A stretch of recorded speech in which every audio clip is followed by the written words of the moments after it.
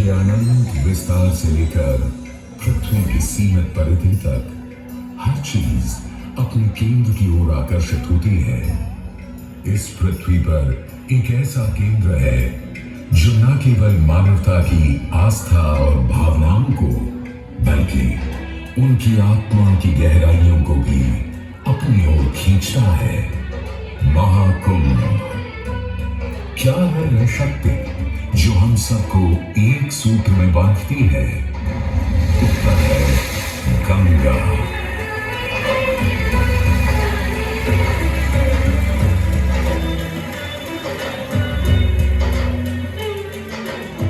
किंतु गंगा क्यों?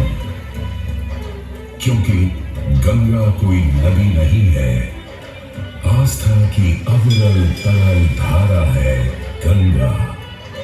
विश्वासों की वाहिनी, संस्कृतियों की सरलता है गंगा।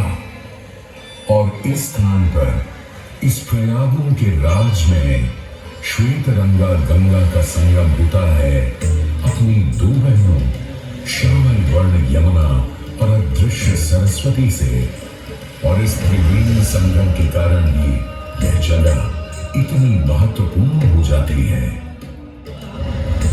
गंगा के उद्गम के बारे में जो पौराणिक कथा प्रचलित है वो बड़ी ही रोचक और मनमोहक है। तो आइए क्यों न आज हम आपको गंगा अवतरण की कहानी सुनाएं, दिखाएं। दानी था राजा बलि पर करता था दम, पूरी पृथ्वी पर फैला था उसका ही आतंक। उसके आतंक को रोकने विष्णु ने धरा एक रूप, 52 अंगुल का बौना बनकर पहुंचे जहां था भूत।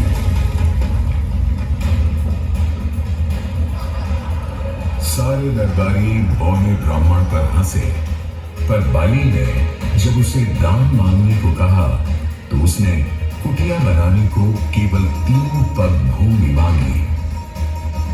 पर जब बौने ब्राह्मण ने भूमि नापनी शुरू की तो जैसे भूचाल लिया गया। वामन ने पहले पग में पूरी धरती नाप ली और अगले कदम से स्वर्ग।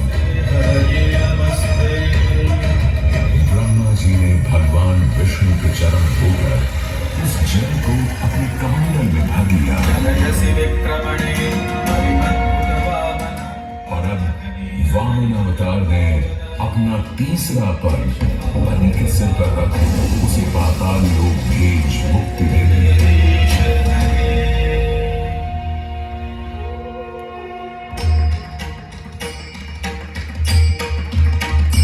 अब स्वर्ग लोक में भगवान ब्रह्मा जी ने जब चरणामृत में हाथ डाला तो वहीं से निकल आई चंचल निर्मल धवल गंगा जी।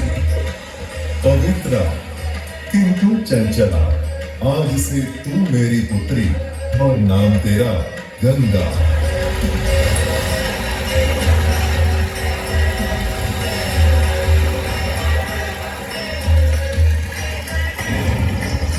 उधर कुछ समय बाद सतयुग में इक्ष्वाकु कुल के सूर्यवंशी राजा सगर ने सारे संसार को जीतने के लिए एक अश्वमेध यज्ञ का संकल्प किया। सुने सुने सुने, सब सुने, यह चिन्हित पूजित धवल अश्व जहां भी जाएगा वो भूमि राजा सगर की मानी जाएगी। यदि किसी ने इस अश्व को रोका या पकड़ा तो उसे सगर के 60,001 पुत्रों और उनकी लक्षाधिक सेना का सामना करना पड़ेगा। सुने सुने सुने। भूलोक में सगर का अश्व अजेय अपराजेय बढ़ता जा रहा था और स्वर्ग लोक में बढ़ती जा रही थी देवेंद्र इंद्र की दुविधा। डरकर वो अश्व को रोकने की युक्ति लगाने लगे। इंद्र ने राजा सगर के उस घोड़े को चुरा लिया और छल से महर्षि कपिल के आश्रम में बांध दिया। घोड़े को खोजते हुए राजा सगर के 60,000 पुत्र महर्षि कपिल के आश्रम में पहुंचे। वहां घोड़े को बंधा हुआ देख क्रोधित पुत्रों ने कपिल मुनि को घोड़ा चोर समझा और उन्हें अपशब्द कहने लगे। वाचाल कुमारों, यदि कपिल ऋषि ने खोली आंख तो तपस की युगाग्नि से जलकर तुम सब हो जाओगे राख।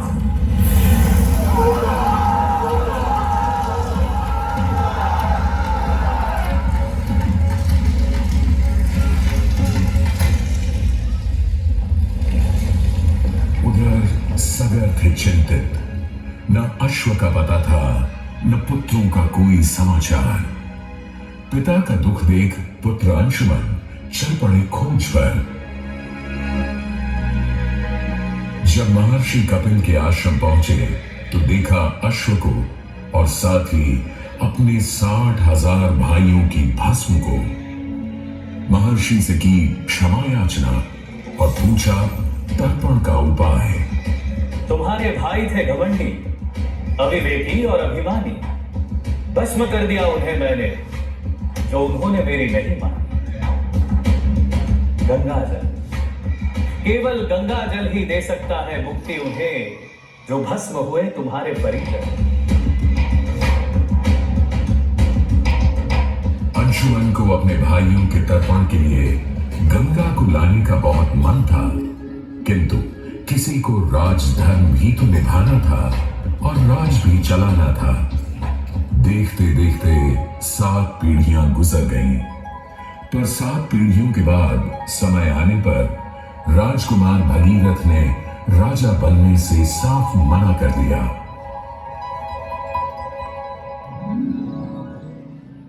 क्षमा कीजिए, क्या ही आवश्यक है कि राजा का बेटा ही राजा बने? मैं पहले तपस्या करूं और फिर ब्रह्मा से गंगा को मांग कर पृथ्वी पर ले आऊं और फिर उनके पावन पवित्र जल से अपने 60,000 पूर्वजों का अर्पण करूं।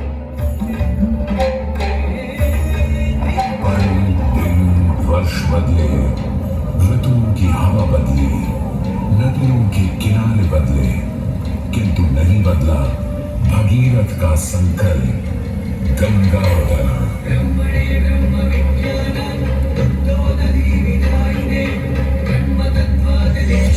पुत्र भगीरथ, हम तुम्हारे तप से प्रसन्न हैं। बताओ क्या आशीर्वाद चाहिए? हे भगवान, मेरे पूर्वज के तर्पण के लिए मुझे आपकी पुत्री गंगा चाहिए। तथास्तु, किंतु यदि गंगा स्वर्ग से सीधे धरती पर गिरी तो पृथ्वी को चीरते हुए गंगा सीधे पाताल में पहुंच जाएगी। इसलिए तुम भगवान शिव शंकर को मनाओ ताकि गंगा जब स्वर्ग से नीचे उतरे तो वो उसे अपनी जटा में थाम ले। अब भगीरथ ने एक अंगूठे पर खड़े होकर भगवान शंकर को मनाने के लिए शिव शंकर का जाप शुरू कर दिया।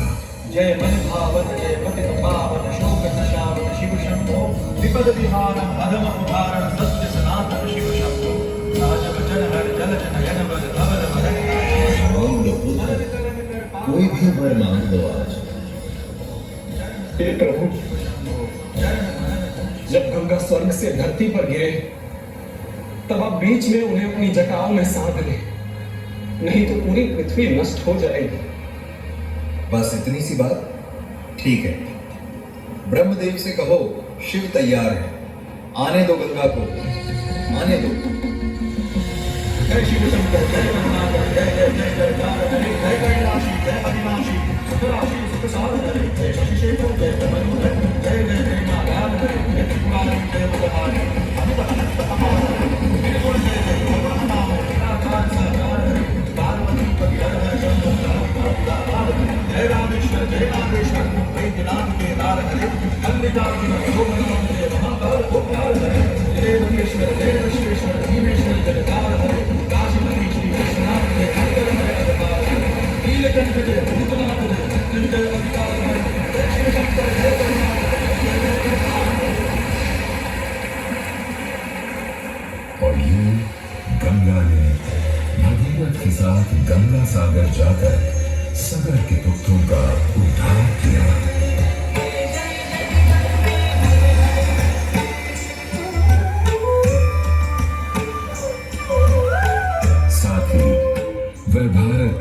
सबसे महत्वपूर्ण नदी बन गई, जिसका भारत के जीवन में धार्मिक, आर्थिक, सामाजिक, ऐतिहासिक अभिदान अनंत है।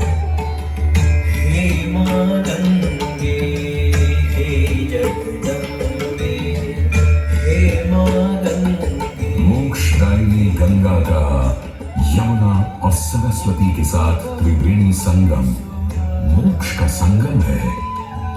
प्रत्येक 12 वर्षों में यह महाकुंभ का स्नान करता है सर्व सिद्धि प्रदान और देता है मोक्ष का वरदान।